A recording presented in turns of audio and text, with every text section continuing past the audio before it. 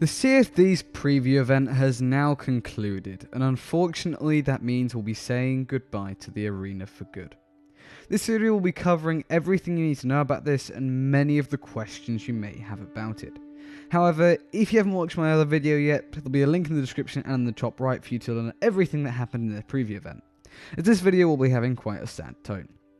So I'll start by reading the developer post that they put out of this bit by bit and giving my thoughts of it.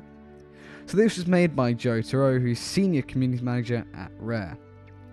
Hi everyone, as we announced today during our Sea of Thieves 2022 preview event, we've made the difficult decision to close down the arena mode within Sea of Thieves. We wanted to take some time here to talk everyone through this and how we'll be going about it. We understand that some people will feel frustrated, so we want to give you some more of the reasoning behind it and explain what it means going forward. Making this decision. Firstly, this was an extremely tough decision, but we firmly believe it's the right one to allow us to focus on our plans for the central free roaming adventure mode. Despite the efforts of a hugely talented team, the arena unfortunately never met the goals we originally had for it, either in creating a genuine alternative way to play Sea of Thieves with a competitive spin, or a short session experience if you didn't have the time to commit to an open-ended adventure session. As we've shared before, only 2% of our players' time is spent in the arena on a consistent basis, and this has never really changed.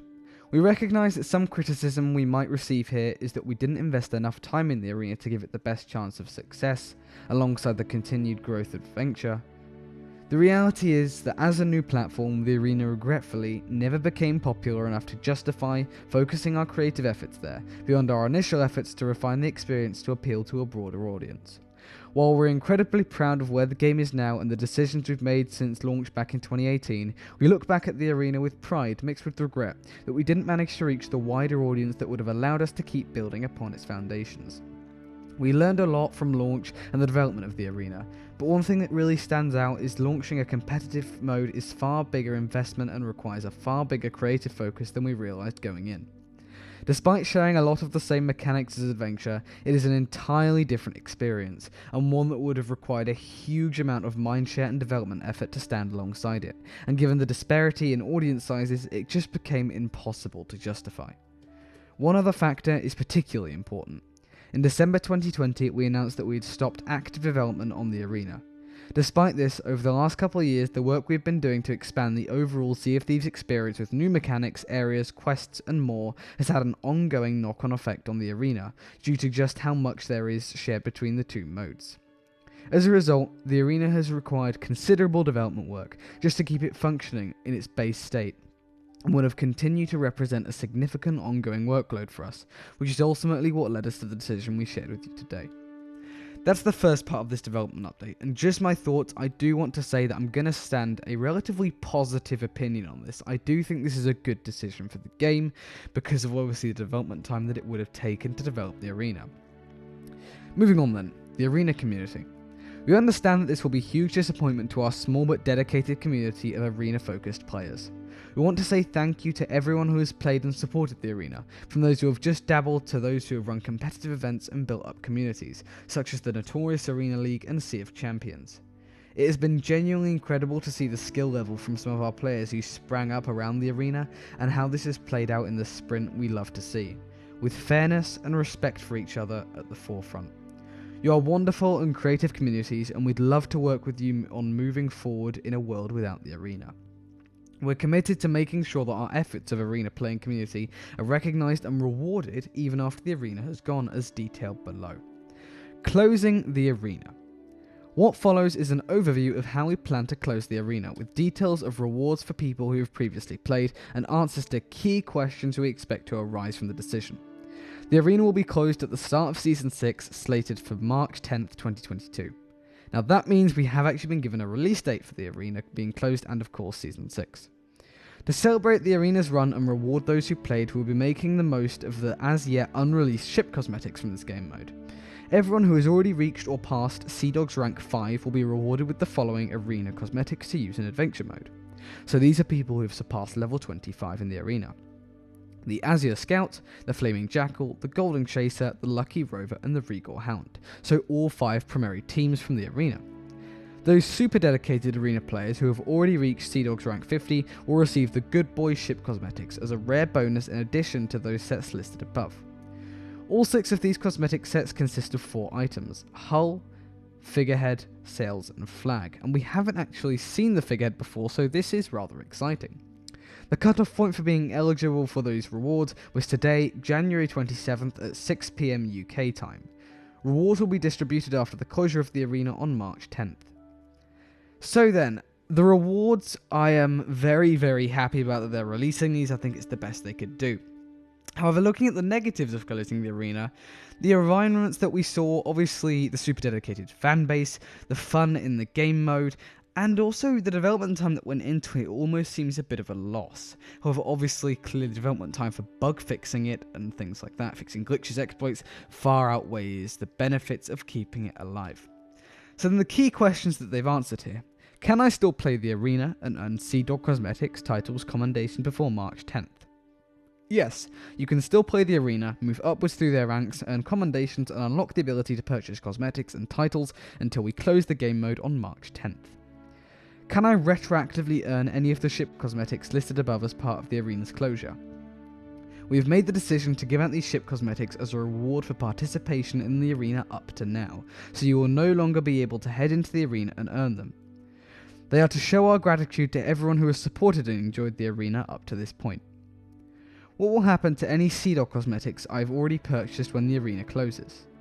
Any items already purchased from the Sea Dogs will remain in your inventory and still be equipable. What happens if I unlocked Sea Dog cosmetics or titles in the shop but haven't purchased them before the arena closes? If you have unlocked these weapons for purchase, they will remain purchasable.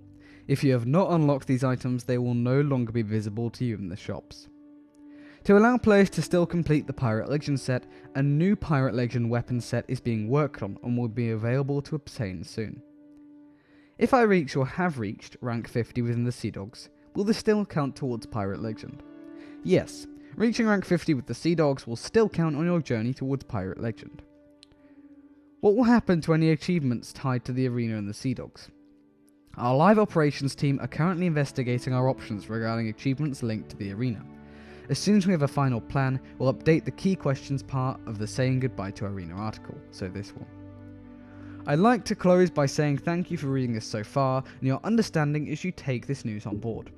We know that not everyone is going to agree with this decision, but we truly believe it's the best one for the overall future of Sea of Thieves. We are genuinely excited about the plans for adventure mode that we've talked about today, as well as some other things that we are yet to reveal.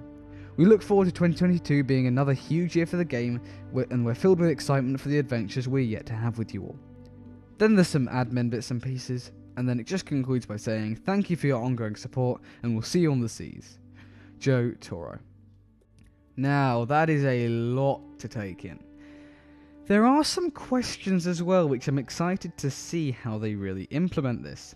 Now, there's no news yet about what's going to happen to the reputation pane.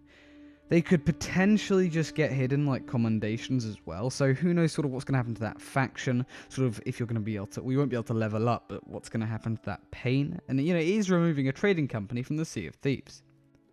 Now with regards to the cosmetics, that's all fine, however there are many other unanswered questions that they haven't provided an update on, such as what will they be doing as a trading company, will their tavern remain, which it sort of has to, it's a pretty significant location. What about the faction? The characters DeMarco and Lassetti, the Sea Dog Emporium vendor, will he go for good? He's not stationed at the adventure location of the tavern, he's only inside. Now just my personal thoughts on this again, I do think it is definitely a very, very, very good decision. It's definitely going to help the game a lot. But the biggest question, I suppose, is are they ready for the upcoming backlash that has already started with #SaveTheArena trend in the thousands? And from an immediate moderator, they just put, yes, we've been preparing for a little while now. They're obviously aware of the backlash they're going to get because it is a very controversial topic. But on the whole, it is my opinion, even I might get a bit of backlash for saying this, that it is a positive thing. They never normally remove things from the game, however, to make adventure better, it's just definitely worth it. But that being said, 2%, if they're getting 500,000 MAU every month, that's monthly active users, that's still 10,000 people that consistently play the arena. So it's still quite a big part of the game. But overall, it clearly is the best decision.